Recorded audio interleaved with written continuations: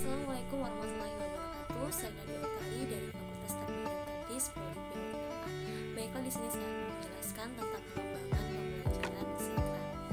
Nah, ruangan lingkup pembelajaran pendidikan anak usia dini ini, pendidikan anak usia ini memiliki standar dan kompetensi yang didasarkan pada pengembangan anak. Standar kompetensi ini digunakan sebagai acuan dalam mengembangkan kurikulum anak. Usia dini standar kompetensi anak usia dini terdiri dari atas pengembangan aspek-aspek sebagai berikut, yaitu A. Moral dan nilai-nilai agama, B. Sosial, emosional dan kemandirian, C. Bahasa, D. Kognitif, E. Fisik motorik, dan F. Seni. Ruang lingkup materi pembelajaran PAUD, pembelajaran pada anak usia dini dilakukan melalui kegiatan bermain yang dipersiapkan oleh pendidikan dengan menyiapkan materi. Itu dalam proses pembelajaran materi, belajar bagi anak usia dini dibagi menjadi dua kelompok usia, yaitu sebagai berikut, yaitu dua konsep dasar pembelajaran PAUD pendidikan anak usia dini. PAUD adalah pendidikan yang memberikan pengasuhan dan juga perawatan pelayanan pada anak usia dini sampai dari lahir sampai usia 6 tahun berdasarkan peraturan Menteri Pendidikan Nasional nomor 13 tahun 2005. PAUD termasuk dalam jenis pendidikan non formal. Dan karakteristik PAUD, adapun karakteristik cara belajar anak menurut Mositoh, yaitu anak belajar melalui bermain, anak belajar dengan cara membangun pengetahuannya, anak belajar secara alami atau secara alamiah, dan anak belajar paling baik jika apa yang dipelajarinya mempertimbangkan keseluruhan aspek pengembangan bermakna, menarik, dan fungsional.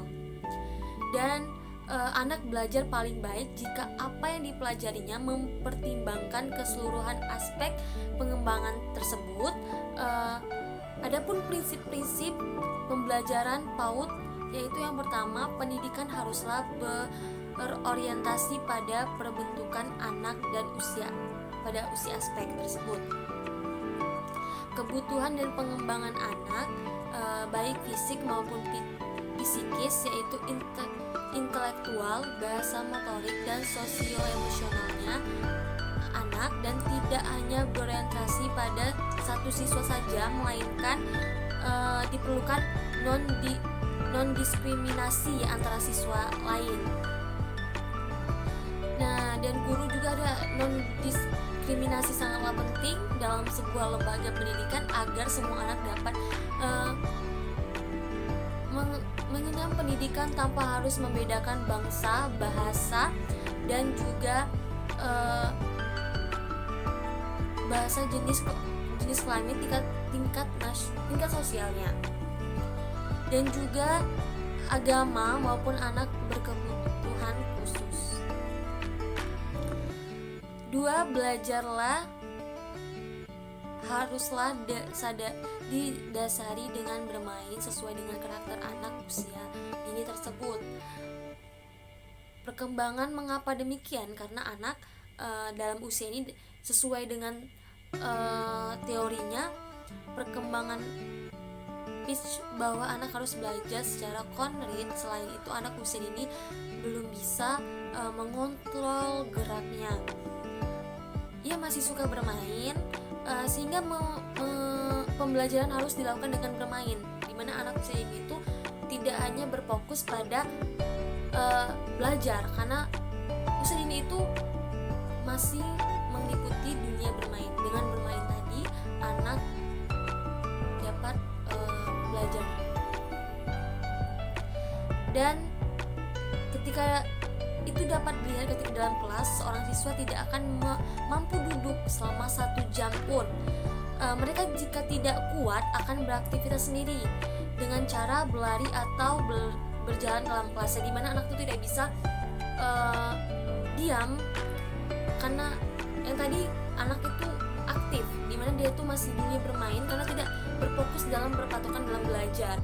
Adapun lingkungan yang kondusif inklusif yang dapat mendukung kegiatan belajar melalui bermain seorang anak tersebut diharapkan mampu beradaptasi dengan lingkungan yang membantu seorang anak dalam mengembangkan potensinya dirinya secara maksimal. Selain itu, anak dalam proses belajar dengan mengeksplorasi semua inderanya, baik penciuman, perasa, penglihatan, dan pendengaran melalui sebuah lingkungan dalam bermain. Dimana lingkungan ini sangatlah penting untuk anak usia dini, dimana anak itu pada usia dini tersebut yang lebih penting untuk membentuk karakter anak, yang dimana seni tersebut yang tadi salah satunya dimana anak satu kemauan anak atau keahlian anak tersebut, dengan itu guru atau orang tuanya mengasah kemampuan anak tersebut.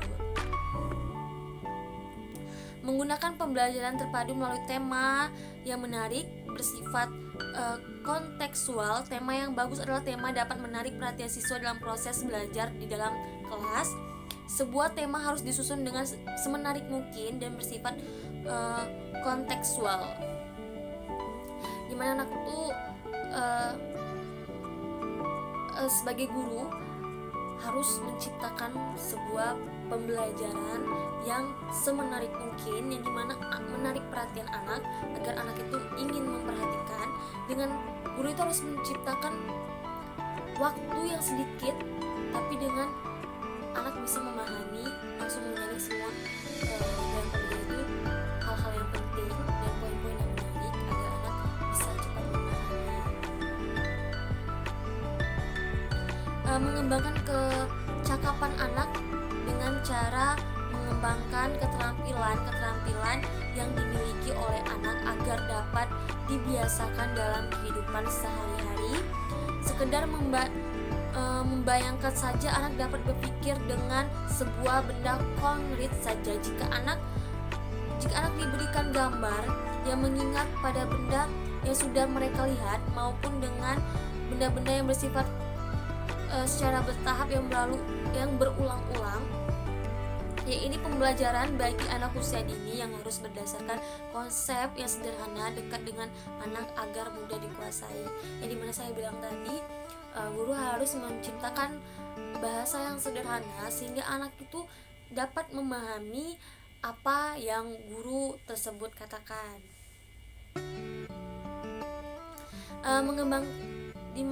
Mengembangkan kecakapan anak dengan cara mengembangkan keterampilan dan juga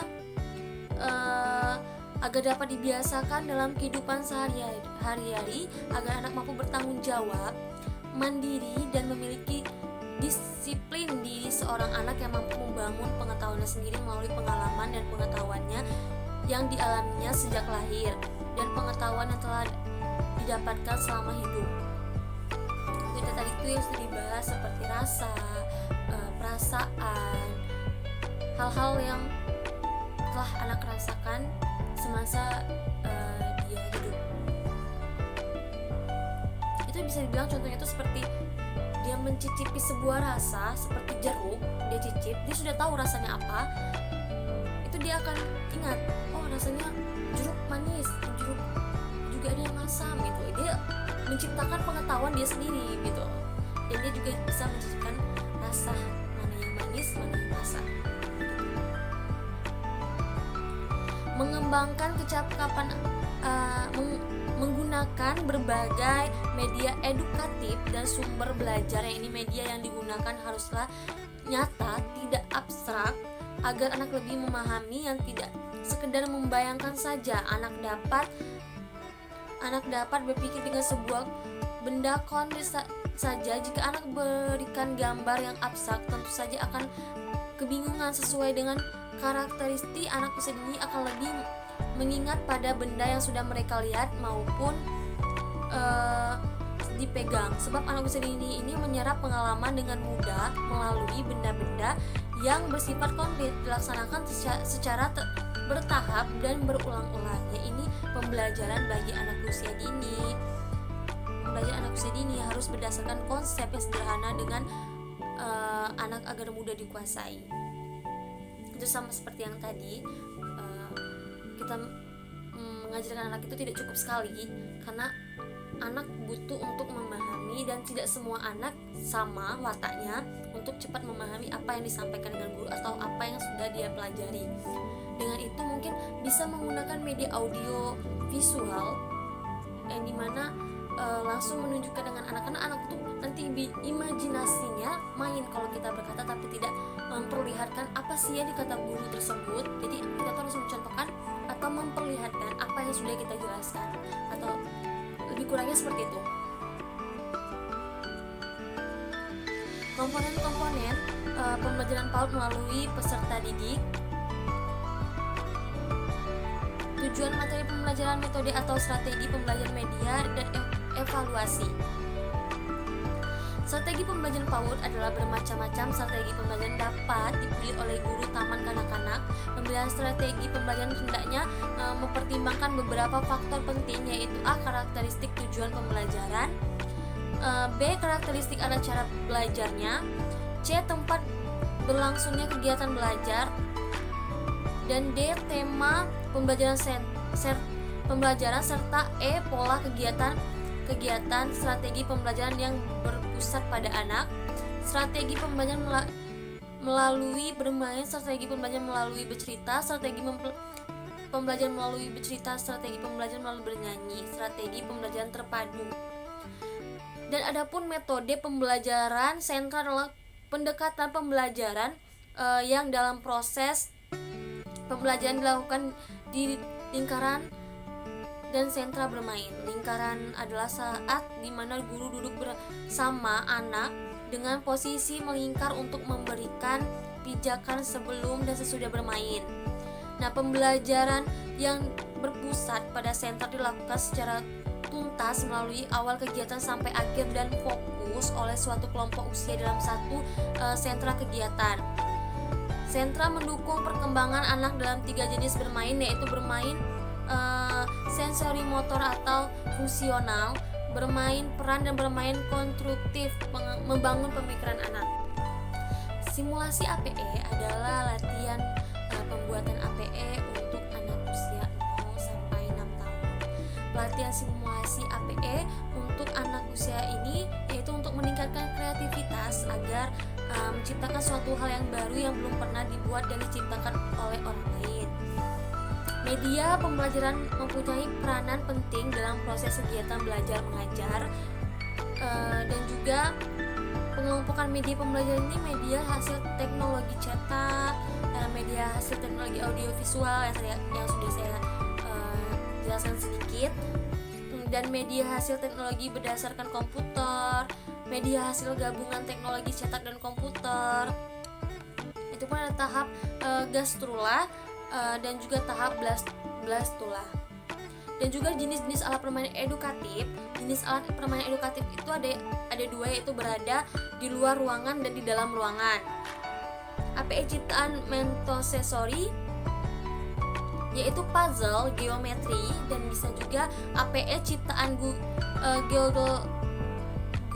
Geolek Kronener yaitu balok, dan balok Kronener apa ciptaan Probel yaitu Dorman Armen aktif.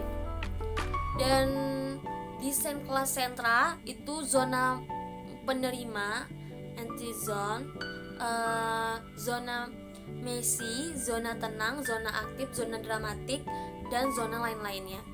Mungkin itulah yang dapat saya jelaskan. Wassalamualaikum warahmatullahi wabarakatuh.